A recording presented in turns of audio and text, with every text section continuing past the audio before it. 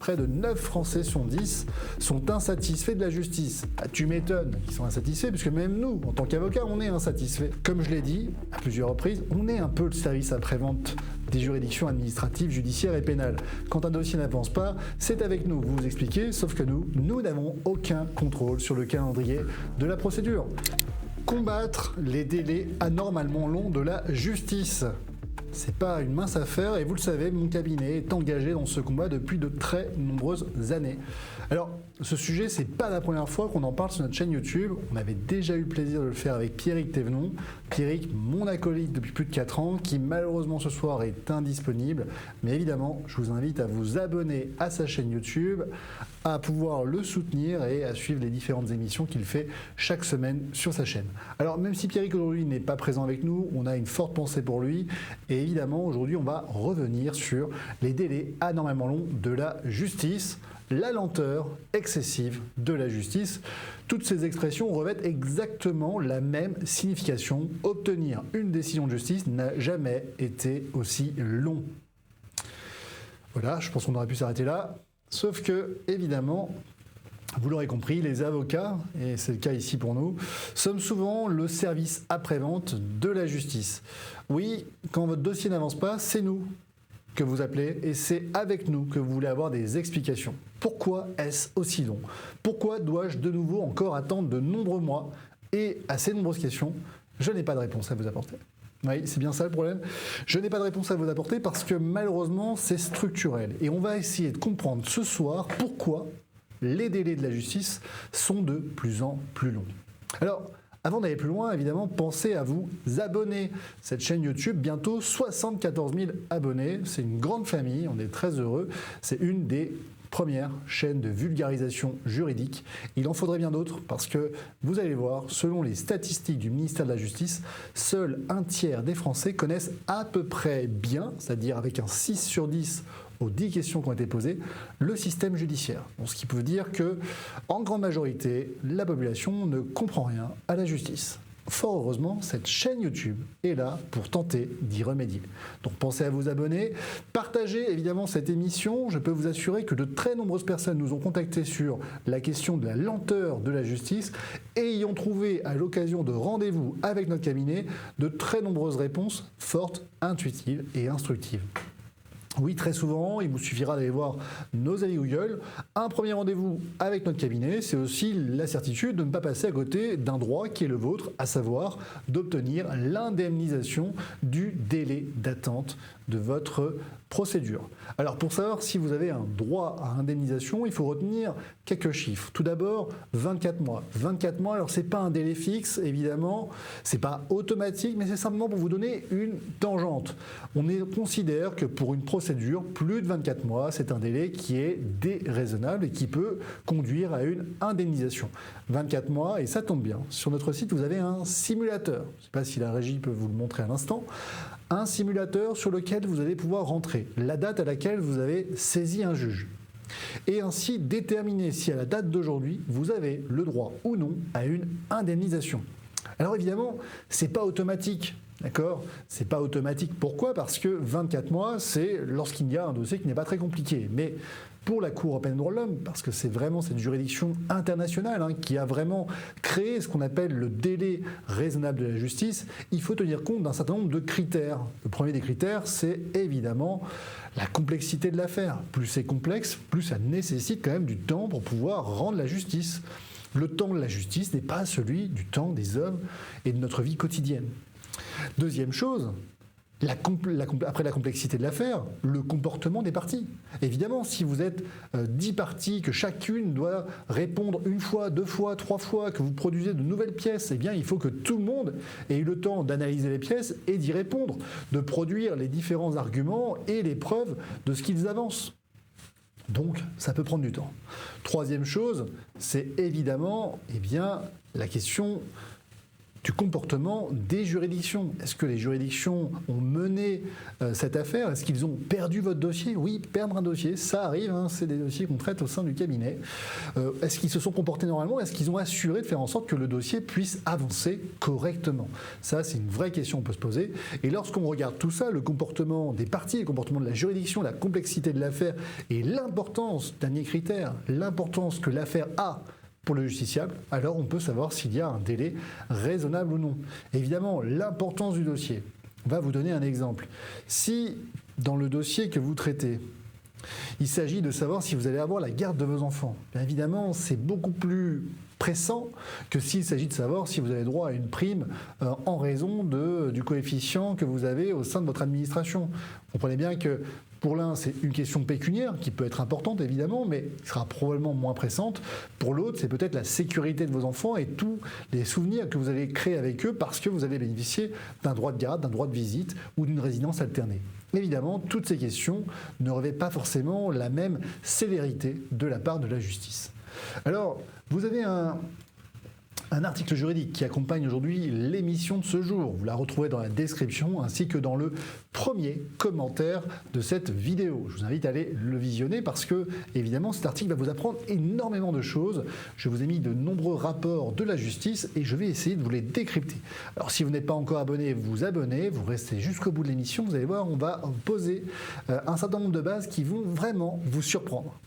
Tout d'abord, il faut rappeler une chose, c'est que selon les statistiques publiques de la justice, près de 9 Français sur 10 sont insatisfaits de la justice. Ah, tu m'étonnes qu'ils sont insatisfaits, puisque même nous, en tant qu'avocats, on est insatisfaits du fonctionnement de la justice. Comme je l'ai dit à plusieurs reprises, on est un peu le service après-vente des juridictions administratives, judiciaires et pénales. Quand un dossier n'avance pas, c'est avec nous, vous vous expliquez, sauf que nous n'avons aucun contrôle sur le calendrier de la procédure.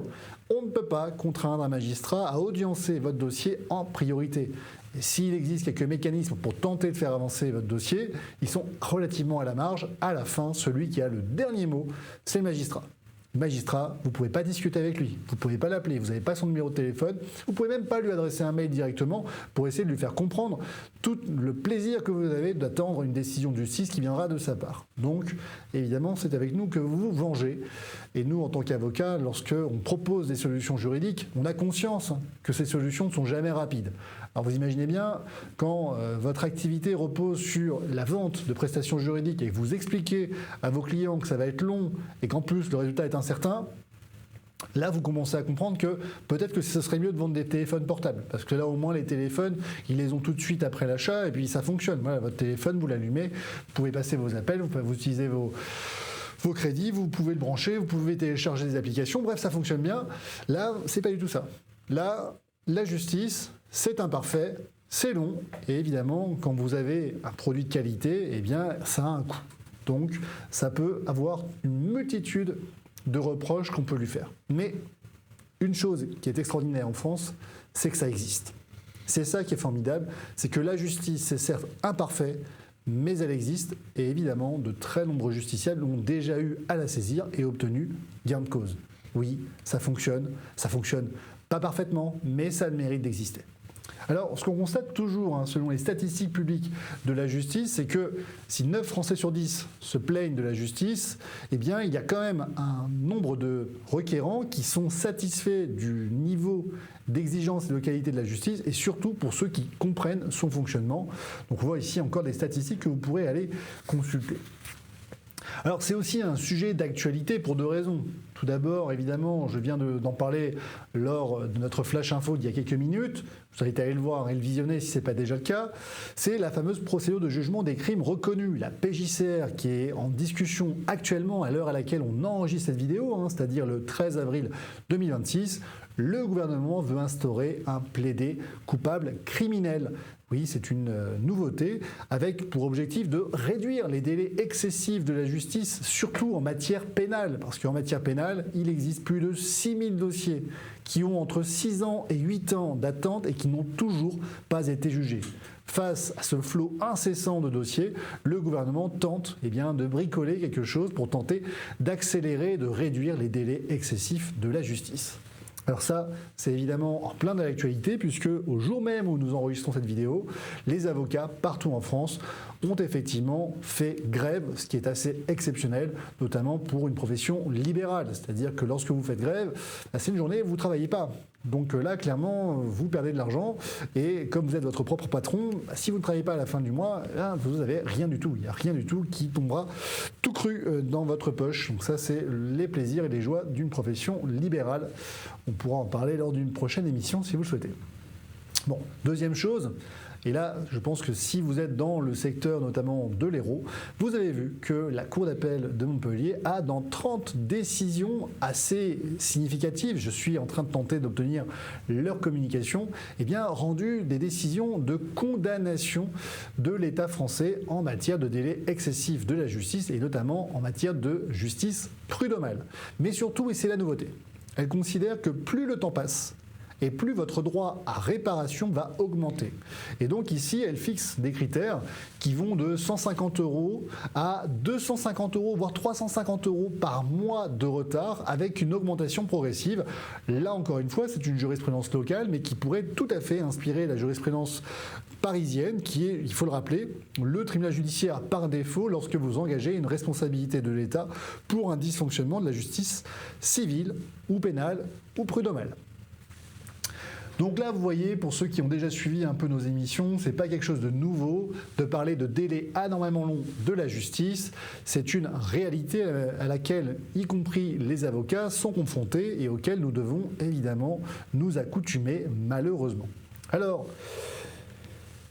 il faut savoir effectivement les raisons pour lesquelles cette justice est excessivement longue. Pour quelles raisons devons-nous autant attendre? Et là, ici, votre serviteur ici présent a essayé de faire un travail de recherche pour essayer d'expliquer pour quelles raisons la justice était aussi lente en France. Parce que, évidemment, dire qu'il n'y a pas assez de greffiers, il n'y a pas assez de magistrats, il n'y a pas assez de moyens, ça n'explique pas tout. Alors, on va essayer d'expliquer, mais évidemment, ce sera toujours très subjectif parce que c'est évidemment mon analyse. Alors, je me suis basé à la fois sur mon expérience professionnelle et sur les rapports qui ont été délivrés par le Conseil d'État et par le ministère de la Justice. Tout d'abord, en matière de justice administrative, il y a au moins deux raisons qui peuvent expliquer pourquoi on se retrouve avec une lenteur excessive de la justice en matière administrative. Tout d'abord, c'est l'existence de contentieux de masse. Et là, ici, là encore une fois, c'est le rapport du Conseil d'État, c'est que 43,4% des affaires qui sont traitées par les juridictions administratives sont des affaires qui concernent le droit des étrangers. Donc, titre de séjour, OQTF, etc., etc. 43% de l'activité des juridictions administratives concernent exclusivement ce contentieux de masse. C'est quand même assez exceptionnel puisque, évidemment, la population des étrangers est assez minime par rapport à l'ensemble de la population française. Donc c'est quand même assez exceptionnel d'avoir de tels chiffres. Donc là, ici, on s'aperçoit qu'on a effectivement un stock toujours de plus en plus important en matière administrative. On note notamment que devant les tribunaux administratifs, on a un délai moyen de jugement qui est à peu près de 11 mois et 7 jours. Alors, vous allez voir. Vous allez voir que les statistiques, ça ne veut vraiment rien dire. Vous allez comprendre tout à l'heure, restez bien jusqu'à la fin de l'émission, mais vous allez comprendre pourquoi ce délai de 11 mois, c'est du bullshit. Je vous l'explique tout à l'heure. Alors, il y a aussi un deuxième facteur, et là, encore une fois, c'est très subjectif, mais peut-être que d'autres confrères qui regardent cette émission pourront m'en dire en plus en commentaire. Moi, j'ai constaté au sein de mon activité d'avocat publiciste, qui représente quand même 60% de notre activité au sein du cabinet, qu'il y avait quand même aussi d'autres facteurs qui pouvaient expliquer la lenteur de la justice administrative. Et parmi ces facteurs, j'ai notamment noté l'existence de lois injustes. Alors, qu'est-ce que c'est qu'une loi injuste ? La loi injuste, c'est le fameux Antigone. C'est Antigone. C'est le fait qu'une loi est certes légale, mais qu'elle ne répond pas à une certaine morale. Et qu'effectivement, justice et légalité, c'est deux choses totalement différentes. Justice et moralité sont deux choses totalement différentes. Alors la loi injuste, c'est une loi qui certes va correspondre à la légalité, mais qui va être évidemment détournée de sa finalité qui est d'assurer la paix sociale, d'assurer une certaine équité qui est forcément toujours un peu proche de la morale, de la religion. Alors, on va citer ici 2 lois. Première loi, la loi du 5 août 2021, la loi qui a instauré l'obligation vaccinale des soignants suspendus, mais également le pass sanitaire. Alors là, pareil, encore une fois, si vous viviez dans une grotte, vous n'en avez jamais entendu parler, mais sinon, si vous étiez en France en 2020, 2021, 2022 et 2023, ça a dû vous chatouiller un petit peu les miquettes, parce qu'évidemment, ça nous a tous impactés dans notre vie quotidienne. Alors, cette loi du 5 août 2021, elle a été désastreuse pour au moins des dizaines de milliers de soignants. On ne connaîtra jamais véritablement les chiffres, puisqu'évidemment, il faudrait compter tous ceux qui ont changé de voie professionnelle, qui ont triché, qui ont évidemment pris leur retraite de manière prématurée, voire qui ont évidemment simplement été suspendus ou autres. Tout ça, évidemment, il n'y a pas de chiffre officiel, mais on sait que ce sont des dizaines de milliers de personnes qui ont été impactées. Et rien qu'au sein de notre cabinet, c'est plus de 600 recours devant les 42 juridictions administratives, les 8 cours administratives d'appel et le Conseil d'État. Et on est même allé avec Pierrick Thévenon, mon acolyte de toujours, devant la Cour européenne des droits de l'homme. Alors là, pareil, si vous ne souhaitiez pas créer de nouveaux contentieux, cette loi du 5 août, malheureusement, a échoué. Parce que là, on a eu des dizaines de milliers de contentieux qui ont été générés uniquement par cette loi du 5 août 2021. Là, clairement, l'État n'a pas contribué à apaiser les relations sociales et c'est devant les juridictions administratives que ça s'est réglé. Alors, est-ce qu'à la fin, on fera condamner l'État ? Ça, c'est un autre débat. Vous savez que votre serviteur ici présent est actuellement devant la Cour européenne des droits de l'homme avec des dizaines de soignants. Oui, on en a d'autres qui ont rejoint la Cour européenne des droits de l'homme et c'est pas fini. Tous les mois, je délivre de nouvelles requêtes devant la Cour européenne des droits de l'homme avec toujours ce seul et unique objectif, faire condamner l'État, reconnaître le droit à réparation des soignants suspendus et faire en sorte que plus jamais ce type de législation puisse un jour être instauré. Suspendre sans aucune rémunération des personnes qui refusent l'injection d'un produit expérimental ne devrait jamais conduire à une mort sociale et financière. On referme la parenthèse. Vous souhaitez avoir une réponse personnalisée, d'échanger directement avec moi, établir une stratégie et ainsi pouvoir déterminer s'il y a quelque chose à faire. Pour cela, rien de plus simple. Vous pouvez vous rendre directement sur notre site internet et réserver un rendez-vous. Vous n'avez plus qu'à un clic d'échanger directement.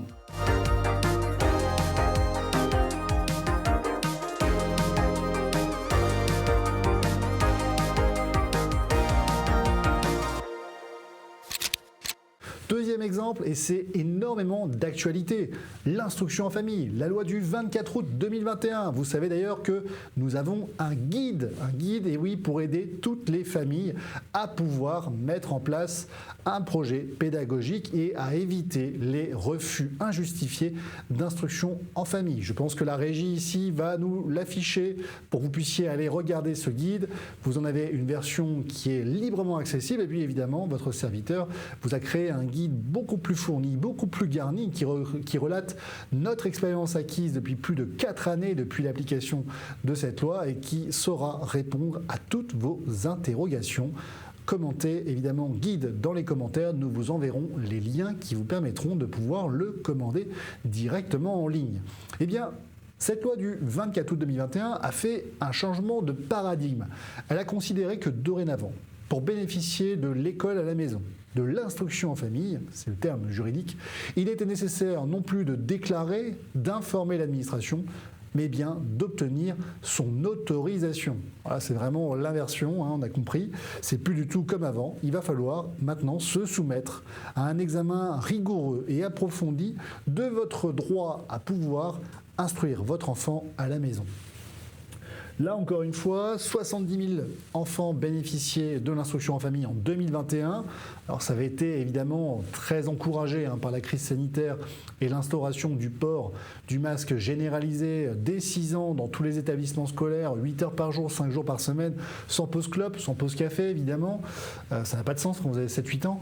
Ce qui veut bien dire qu'ils étaient plus maltraités que les salariés ou que la population générale qui, elle, pouvait toujours trouver une petite solution pour essayer d'échapper à ces restrictions totalement injustifiées, puisque encore aujourd'hui, aucune étude ne vous a démontré que ce port du masque avait vraiment permis d'influer sur la courbe de la contamination de virus de la Covid-19. Mais bon, ça c'est un autre débat. Vous me direz en commentaire ce que vous en pensez. Si vous n'êtes pas d'accord, vous me direz aussi. C'est aussi ça. Si vous êtes d'accord, vous pouvez aussi nous le dire. Ça fait toujours plaisir. On est content d'avoir des personnes qui nous soutiennent. Mais si vous n'êtes pas d'accord, vous avez aussi le droit de vous exprimer. C'est ça, la démocratie. Donc ce contentieux de l'instruction en famille, aujourd'hui, c'est plus de 30 000 personnes qui, chaque année, vont contester les décisions de refus d'instruction en famille. Voilà, pareil, si vous souhaitiez épargner un délai anormalement long aux juridictions administratives, c'est raté. Donc là, on le voit, la loi, parfois, n'aide pas non plus et va créer des nouveaux contentieux de masse. Clairement, il n'y a pas une année où il ne se passe pas une nouvelle idée incroyable, où on se dit, là, clairement, il y a des droits à indemnisation. Je vous donnerai un troisième exemple. La Nouvelle-Calédonie. La Nouvelle-Calédonie, clairement, l'État a fait n'importe quoi. Et aujourd'hui, des personnes ont subi des conséquences dramatiques, ont changé totalement de vie, ils ont tout perdu. Et aujourd'hui, clairement, ils ont la possibilité d'aller saisir le tribunal administratif de Nouméa et d'obtenir la condamnation de l'État, comme ça a été le cas dans une vingtaine de décisions en décembre 2025. Je ne sais pas si Gauthier, vous pouvez afficher cette décision qui a été rendue là, en décembre 2025.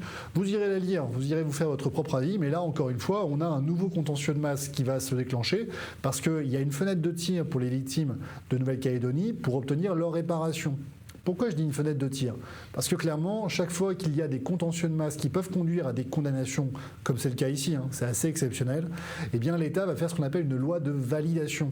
Il va dire « Ok, je suis responsable, mais par contre, à partir de maintenant, eh bien, une victime pourra obtenir une indemnisation qui est forfaitaire et forcément minimisée, à condition de remplir un formulaire CERFA et de justifier de certaines conditions. À défaut, pas d'indemnisation et évidemment des indemnisations qui vont être minimisées. Ça ne s'appliquera qu'aux nouvelles personnes qui n'ont pas saisi un juge avant l'application de la loi. Et évidemment, ce sera dramatique pour le droit à réparation des victimes. Mais c'est une possibilité que l'État a. Et évidemment, il ne faut pas attendre de vérifier qu'ils vont la mettre en œuvre. La deuxième chose, c'est qu'on n'est pas non plus à l'abri que la Nouvelle-Calédonie obtienne son indépendance dans un futur plus ou moins proche. En tout cas, c'est un peu la tangente qui se dessine dans les prochains mois et les prochaines années. Ce qui veut dire qu'une fois que la Nouvelle-Calédonie sera totalement indépendante, l'État restera-t-il tributaire et débiteur d'une dette à l'égard de ceux qui ont été victimes des émeutes à partir du 13 mai 2024 ? Là, je n'ai pas la réponse, mais clairement, il y aura une vraie faille. Et évidemment, je n'ai pas envie d'attendre que ce jour arrive pour que mes clients puissent être indemnisés. Je referme évidemment la parenthèse, mais vous l'aurez compris, les délais de la justice en matière administrative ne sont pas prêts de désemplir. En matière civile, là ici, encore une fois, la procédure civile, c'est une procédure qui est longue. Alors elle est longue, pourquoi ? Parce qu'il y a des échanges de conclusions, parce qu'il va y avoir des incidents, parce qu'il peut y avoir des expertises, parce qu'il peut y avoir une multiplication des personnes, et puis surtout, avec la réforme de septembre 2025, on avait fait une émission sur le sujet, eh bien, vous avez une obligation de médiation, de conciliation qui s'est mise en place, qui a uniquement pour but, non pas de réduire les délais de la justice, mais simplement d'externaliser le délai anormalement long de la justice en considérant c'est de la médiation, c'est de la conciliation. Ce n'est pas le mauvais fonctionnement de la justice civile. Regardez. Donc bon, évidemment, c'est pas satisfaisant. On fait encore une fois du bidouillage. En matière prud'homale, pareil, là ici, on peut essayer de trouver les raisons pour lesquelles la justice est lente. Alors elle est lente parce que, évidemment, d'une part, ce ne sont pas des magistrats professionnels. Ils ne font pas que ça toute la journée, c'est des salariés, c'est des chefs d'entreprise. Donc 100% de leur activité n'est pas dédiée à la rédaction et aux audiences devant les conseils de prud'homme. La deuxième chose, c'est qu'on a une insuffisance de greffiers. Donc parfois, vous attendez des mois, des années, parce qu'il n'y a pas de greffier. La troisième chose, c'est parce qu'on a aussi une mauvaise gestion de la procédure. Donc on a des calendriers de procédure qui sont fixés, qui ne sont pas respectés et qui évidemment vont entraîner un allongement anormalement long de la procédure prud'homale. C'est principalement dans ce type de contentieux que l'État est condamné. Je rappelle, en 2021, c'est 2 millions d'euros de condamnations qui ont eu lieu à l'encontre de l'État, dont la très grande majorité des décisions étaient rendues en matière prud'homale. Comme quoi. Et la justice pénale, alors là il faut en parler parce que pareil, je ne sais pas si je vous en ai parlé, mais si ce n'est pas le cas, enregistrez bien la vidéo et abonnez-vous parce que parmi nos clients, on a quand même des clients qui ont attendu 18 ans. 18 ans. Ouais, 18 ans c'est possible. 18 ans c'est le temps de faire un enfant et qu'il soit majeur. Là ici c'est le temps pour un de nos clients d'être séquestré, violenté, découpé et malheureusement 18 ans plus tard de n'avoir aucun coupable. aucun coupable. Alors c'est compliqué d'expliquer ce genre de choses, et ça c'est même pas un cas isolé. C'est même pas un cas isolé, puisque régulièrement nous avons des victimes en matière pénale qui nous expliquent avoir subi des délais anormalement longs, 8 ans, 10 ans, 12 ans, 15 ans, pour peut-être avoir une condamnation à la fin. Et avec évidemment le fait de revivre un procès des années et des années plus tard, sans que forcément la justice soit rendue. Alors là, c'est vraiment la double peine. Vous avez une personne qui a été poursuivie pendant des années, qui subit finalement une absence de peine ou une peine qui est minorée, et vous, derrière, vous avez attendu et attendu et attendu. C'est terrible, et évidemment, pour ces victimes, elles peuvent demander une indemnisation de leur délai anormalement long de la justice. Restez bien jusqu'au bout de l'émission parce que je vais vous expliquer comment on fait pour se faire indemniser. Alors, avant d'aller un peu plus loin, évidemment, qu'est-ce qu'un délai normal ? Qu'est-ce qu'un délai normal ? Ici, je l'ai expliqué au tout début de l'émission, on annonce qu'au-dessus de 24 mois, c'est anormal. Mais en dessous, qu'est-ce qui est normal ? Eh bien, il faut distinguer la justice administrative, la justice civile et la justice pénale. En matière administrative, on considère qu'un délai normal, c'est à peu près 11 mois. En matière de justice civile, on considère que c'est à peu près 8 mois. 8 à 12 mois.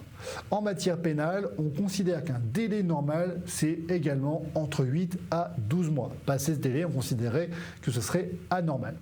Donc, en d'autres termes, tout ce qui est au-dessus d'un an et demi, c'est quelque chose qui est anormal en matière d'indemnisation. Mais évidemment, il faudra regarder le comportement des parties, la complexité de l'affaire, l'importance de l'enjeu pour les parties et enfin le comportement des institutions judiciaires. Mais vous allez voir, finalement, tout ça ne veut pas dire grand-chose, parce que lorsque le Conseil d'État se taraude d'avoir des délais extrêmement courts, il ne faut pas oublier une certaine pratique en matière administrative qu'on peut retrouver parfois aussi en matière civile. Et je vais vous donner 2 exemples. Le premier exemple, en matière de justice administrative, c'est que très souvent, les magistrats ont tendance à rejeter les recours lorsqu'ils sont déposés de manière précoce. Je m'explique. En matière de contentieux administratif, vous le savez, lorsque vous souhaitez demander à l'administration, l'État, vous êtes victime d'une émeute en Nouvelle-Calédonie par exemple, soignant suspendu, votre employeur public, eh bien vous devez lui adresser un courrier au terme duquel vous allez chiffrer les différents préjudices avec la ventilation de chacun de vos préjudices et préciser les fondements de responsabilité que vous invoquez. En d'autres termes, les fautes que vous reprochez à votre employeur ou à l'État. Eh bien, dans ces 2 cas, il va falloir que vous soyez en mesure de justifier d'avoir saisi préalablement l'administration, l'État, la commune, votre employeur public, avant de saisir le juge. Alors, c'est une exigence procédurale qui en réalité est assez assouplie dans la pratique. Pourquoi ? Parce que très souvent, ce qui se passe, c'est que vous déposez votre recours et vous déposez votre courrier en même temps. Et la très grande majorité du temps, il n'y a pas de souci là-dessus. Ce qu'on a quand même constaté, parce que le contentieux des soignants suspendus, on sent qu'il y a quand même une volonté de sanctionner, de dissuader tous ceux qui n'ont pas voulu être vaccinés par un produit expérimental qu'on a tenté de leur injecter par la force. Eh bien, les magistrats se sont aventurés dans une pratique que je trouve de juridisme. Un juridisme, c'est quoi ? C'est quand vous utilisez la règle de droit non plus pour servir l'intérêt général, mais uniquement pour faire du droit. Vous voyez, ça ne sert personne, ça n'a aucun intérêt, mais vous le faites parce que juridiquement parlant, c'est possible. Vous voyez, vous avez détourné la règle. Donc pour les magistrats qui se reconnaîtront, voilà ce que je pense un peu de vous. Clairement, pour avoir travaillé en juridiction administrative, le juridisme, avec notamment le président Gazagne, c'était quelque chose qu'on voulait absolument éviter. Pourquoi ? Parce qu'on ne rendait service à personne, ni aux justiciables, ni à la justice. Parce qu'évidemment, quand vous dites à un justiciable, vous nous avez saisi trop tôt, je vous rejette votre recours. Alors évidemment, 3 jours après la saisine du juge, vous avez une décision, une belle décision qui vous dit que vous êtes venu trop tôt. Qu'est-ce que vous faites ? Vous comptez 2 mois et 2 mois plus tard, vous redéposez votre recours. Dans les statistiques, vous, qu'est-ce que vous avez ? Vous avez une décision qui intervient 3 ans plus tard. Donc 3 ans, c'est l'attente de votre dossier. Et vous faites la moyenne avec la décision qui a été rendue en 3 jours. Quand vous avez écrit avec, évidemment, des paragraphes stéréotypés que vous avez copié-collé et juste à peine ajustés, que la personne était venue trop tôt devant votre juridiction, eh bien vous faites la moyenne entre les 3 ans de procédure et les 3 jours que vous avez mis pour rendre votre décision, et à la fin vous avez un très beau délai de 11 mois qui est annoncé. Donc les statistiques, ça veut rien dire. Vous voyez, ça veut véritablement rien dire. La vraie question, c'est combien de temps réellement on met pour traiter les dossiers, et on exclut tout ce qui est les ordonnances de tri et toutes les référés qui ont été rendus en quelques jours. Ça n'a pas de sens de les comparer à des procédures longues. Et la deuxième chose, est-ce que les décisions que vous rendez sont efficaces ? Est-ce qu'elles sont utiles? Est-ce qu'elles apportent quelque chose? Quand vous vous prononcez sur la légalité d'un refus d'autorisation d'instruction en famille, ça n'a pas de sens de rendre une décision 2 ans plus tard. Ça n'a pas de sens de dire à monsieur et madame machin que leur enfant, pour l'année scolaire 2023-2024, avait le droit à l'IEF alors que nous sommes en 2026. Ça n'a pas de sens. Et nous, avocats, on doit expliquer à nos clients qu'en fait, tout ce qu'on vient de faire, c'est pour le plaisir du droit. Alors, c'est pas que pour le plaisir du droit, parce qu'en matière d'instruction en famille, évidemment, contester une décision qui vous refuse l'autorisation d'instruction en famille, c'est aussi éviter une procédure pénale, puisque le procureur de la République va temporiser. Tant que l'élément matériel de l'infraction n'est pas totalement caractérisé, il y a quand même un risque que derrière, vous puissiez faire annuler.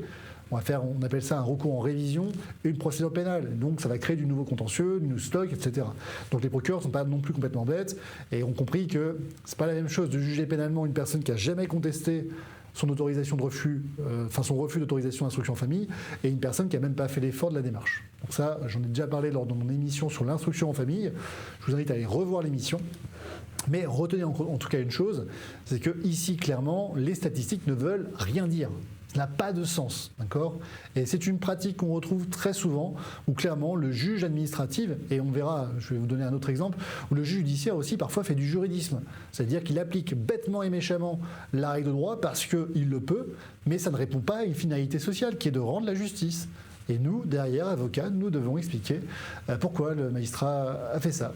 Non, on ne sait pas, c'est comme ça. Deuxième exemple que je vais vous donner, alors là c'est un exemple très concret.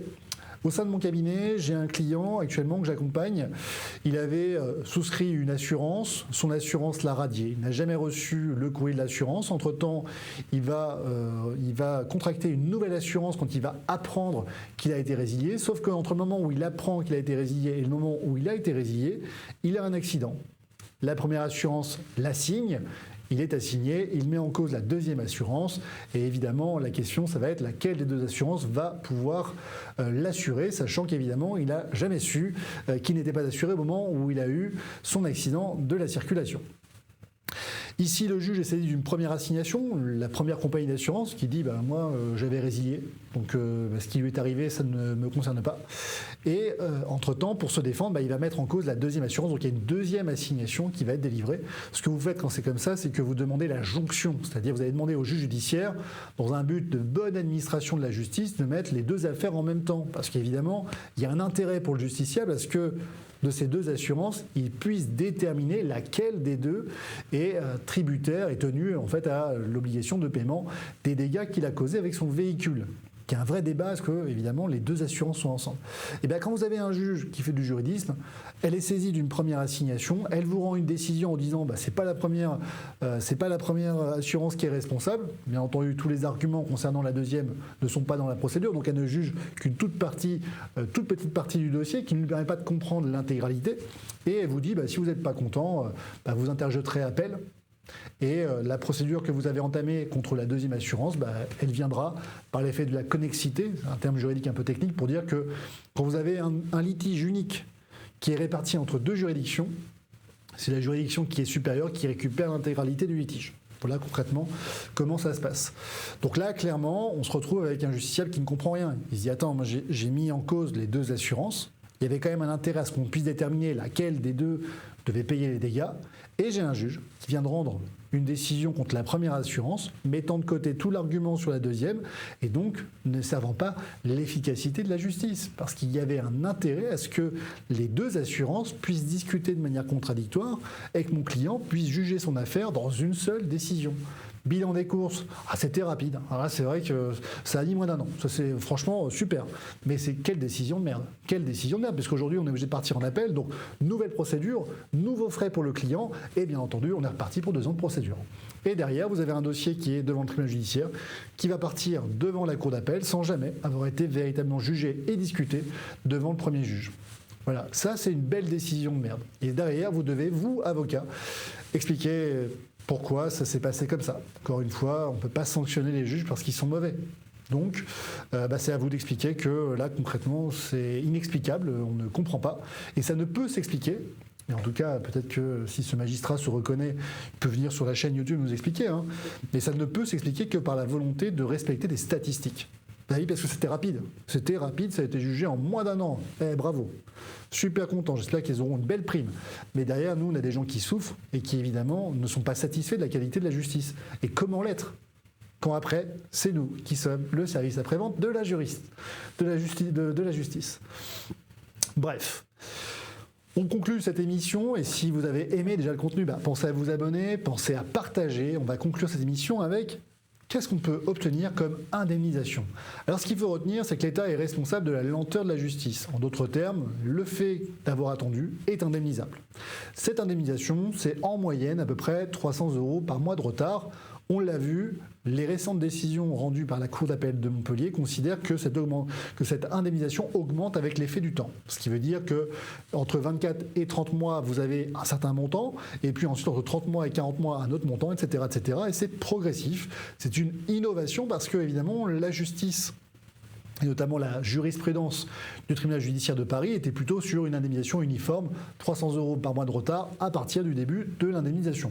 On verra si ce sera confirmé par les juridictions suprêmes, s'il y a d'autres décisions qui sont rendues sur ce sujet, mais on voit qu'ici, il y a quand même une tendance à vouloir faire reconnaître la responsabilité de l'État et à indemniser toutes les victimes des délais excessifs de la justice. Alors si vous avez été victime d'un délai excessif de la justice, vous avez la possibilité d'aller sur notre simulateur et si vous souhaitez en discuter directement avec un avocat, vous pouvez nous contacter, on se fera un grand plaisir de vous expliquer les tenants et les aboutissants de votre procédure, établir une stratégie en commun et puis voir si évidemment c'est opportun ou non d'aller saisir un juge avec évidemment non pas une promesse, parce que ce serait toujours quelque chose qui serait du charlatanisme, mais simplement la certitude que si vous engagez un recours, eh bien, d'une part, les chances de succès seront au rendez-vous et que, évidemment, vous êtes parti sur plusieurs mois, plusieurs années de recours. Et ça, on se mettra ensemble d'accord pour savoir si cette attente, eh bien, elle est aussi supportable pour vous. Parce que si ce n'est pas le cas, évidemment, peut-être que la stratégie, ce sera de ne rien faire. Mais pour le savoir, eh bien, il faut connaître ses droits et connaître le droit à réparation qui est le vôtre.